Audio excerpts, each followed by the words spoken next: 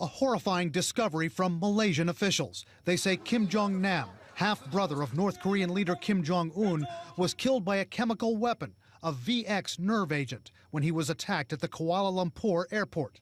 Experts say VX is one of the most potent chemical weapons. It can kill almost instantly. VX shuts down the enzyme that regulates your nervous system, and so your nervous system goes crazy, which is why you see things like convulsions, and eventually you just stop breathing.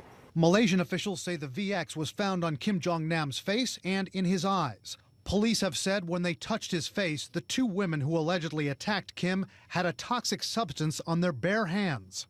Exposure to a drop of VX is lethal.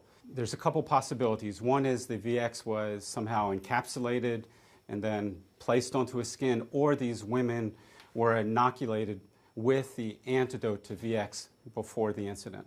Both women are still alive, but Malaysian police say one of them showed signs of sickness and was vomiting. There could also be collateral casualties. How dangerous was it for them to do this in the middle of a crowded airport terminal? Could other people have been harmed? Yeah, absolutely. When you think about how toxic VX is, you still would have to be really worried about that. I mean, what if she turned around and bumped into someone and put her hand on them? Malaysian police are still hunting for 4 North Korean suspects who they say trained the women and gave them the chemicals. South Korean officials say Kim Jong-un's regime ordered the hit on his half-brother. VX nerve agents are banned around the world, but analysts say North Korea has ignored the ban and possesses tons of chemical weapons. Tonight, a U.S. intelligence official tells CNN North Korea has proven it has no regard for human life other than its own leader, and it should be no surprise that Kim's regime would engage in assassination. Analysts say even for the man who executed his own uncle, this attack is disturbing. I believe that he's more willing to take risks than even his father.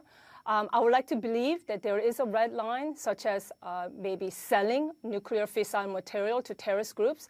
But the fact that he's willing to use chemical weapons in a public airport like this now deeply concerns me. So far, North Korea has not responded to the report from the Malaysian government that a VX nerve agent was used to kill Kim Jong-nam.